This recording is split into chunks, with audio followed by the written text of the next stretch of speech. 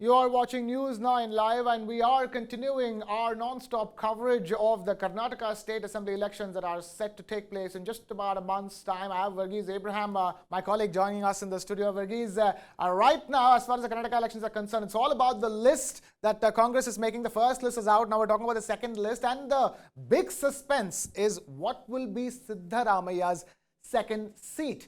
The Congress Central Election Committee meeting, which held a discussion to finalize the party candidates for the upcoming assembly polls, remained inconclusive for the second consecutive day. The CEC, chaired by party national president Mallikarjun Kharge, was able to finalize the candidates for 60 seats out of the 100. For 40 seats, there are 2 to 3 aspirants for each. And the leaders have decided to hold one more round of deliberations on Thursday, and we are tracking the latest updates from that. We have our colleagues in Karnataka joining us with the latest as far as the ground situation is concerned, as far as the Congress party is concerned. Varghese, let's begin with this. What are your thoughts as the Congress makes its list? We've been talking about it for quite a while. It has a problem of plenty. It has a problem of plenty, but the issue over here that we are to look at is why is it that the Kolar seat has been kept in abeyance? Like nobody is telling as to whether it will be the second seat for Siddaramaiah or someone else who's going to get that particular seat. So the issue over here is that he has been given Varuna, which has been his traditional bastion. His son was in fact holding onto that seat, and now his father will be, of course, replacing him. But Siddaramaiah has always been going for a second seat as well. What does it tell about Siddaramaiah's confidence in fighting from Varuna, and also why it has been kept in abeyance? That means there has been a lot of talks going with regards to the Kolar seat, and probably Siddaramaiah is also throwing his weight behind the nominations for the Kolar seat as well. Either it will be considered as a second seat, or Siddaramaiah wants one of his nominees to in fact contest from Kolar as such. But then DK Shivakumar is not going to leave about it, and DK Shivakumar has come out and said that nobody is going to be given a second seat. So all this put together, it looks like there's a lot of backroom activity that is in fact going on at the moment. Right, a lot of backroom parleys within the Congress party. Let me then ask you, let's talk about the Kolar seat per se. Interesting, a constituency, isn't it? Kolar as a seat. It has a Tamil population over there. We've seen, history says, and AIDMK has even won from there a couple of times. Talk to us about the Kolar constituency and as a seat right now. Well, Kolar right now is considered to becoming one of the most important real estate properties that we would in fact see. Kolar has seen a rise in people moving from Bengaluru. Bengaluru becoming quite crowded as such. They have in fact started moving to Kolar and setting up base there. Businesses have also been set up in Kolar. So Kolar is considered to be the next probably satellite town for Bengaluru. And improvement in connectivity has been happening. And as you said, there is a demography that needs to be kept in mind, but it's also changing. The demography that we're talking about is that there is a huge Tamil population in Kolar, but that is also changing with, as I was saying, a lot of residential layouts coming up in Kolar. So things are changing there, but not as it would upset the apple cart of the electoral maths now, but things are changing there. So Kolar has its own uniqueness because it is in fact connected with Tamil Nadu. It is also connected with Andhra Pradesh, and then you have the Karnataka factor in it, and of course KGF. I mean, the movie KGF. We had to talk about it. Yeah, KGF. Of course, the gold fields are not, are nearly shut, across the board. Yeah, there is no gold field that is in fact in production right now, and that is there.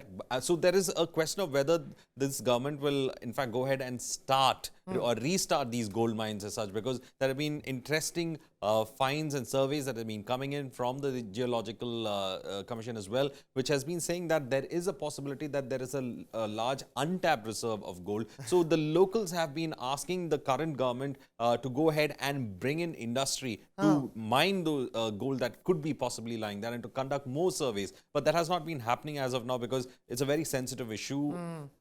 Nationally as well as for the state, so people have been going quite slow on it. But of course, aspirations can't be met unless you actually go fast. So that is also for gold in Kolar, quite literally.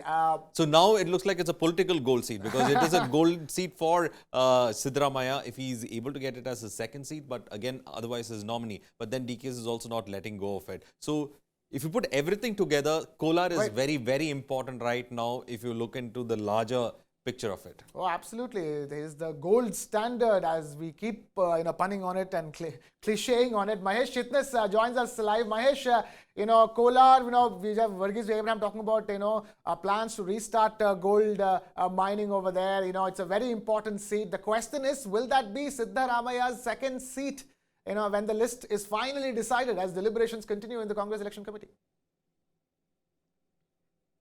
That's what Siddaramaiah is demanding, to get a second seat, so that if he manages to win both the seats, he can give up Varuna seat and contest his son Dr. Yatindra in a by-election and get him back into the ministry or the legislature. But one thing we need to understand here is, during the Congress screening committee meeting held recently in Bangalore, several Congress leaders, apart from DK Shivakumar, have opposed to Siddaramaiah's second seat demand. One particular leader being Dr. G. Parameshwara, who is a former minister and former KPCC president. He particularly said that why special treatment is being given to Siddaramaiah. And he has also said that if Siddaramaiah decides to contest on a two seats, and even we must be given two seats, so that we can expand our base, and through our clout we can win more seats. So that is the deliberation going on, and it will be important to see whether the CEC will give up, has the cloud to say no to Siddaramaiah, because everyone knows that Siddaramaiah is the tallest leader currently when it comes to vote share and managing to get mass votes in the current upcoming elections.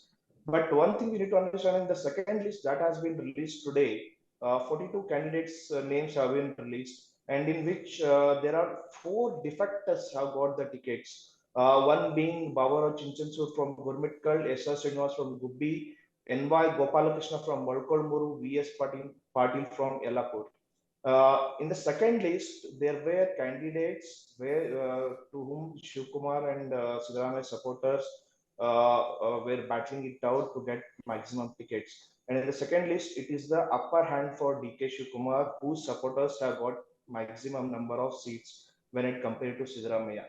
Right. YSV Datta, who was a former JDS MLA, had joined Congress in January this year and was hoping for a ticket from Kadur, but he has been denied ticket, and he is a close aide of Siddaramaiah. So overall, if you take into the consideration of second list, it's a DK Shivkumar who has got upper hand, but we'll have to see if that will continue in the third list, and also in the Kolar seat, whether DK Shivkumar will have upper hand or Siddaramaiah.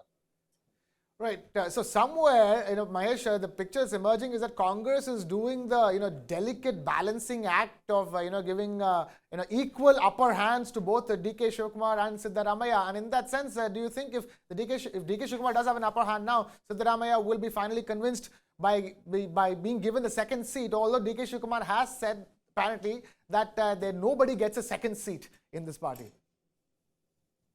Yeah, initially DK Shivkumar had said that way back in last year only, when the discussions were going on about the second seat, when the comparison were happening from 2018 to 2023, Shivkumar has said that nobody will get a second seat. But in the current scenario, Shivkumar has mentioned that it is left to CEC who will be taking the final decision. And it's very difficult for Siddaramaiah to say, for the CEC to say no to a leader like Siddaramaiah. So I think Congress might say yes to Siddaramaiah by giving him two seats in Varuna and Kolar.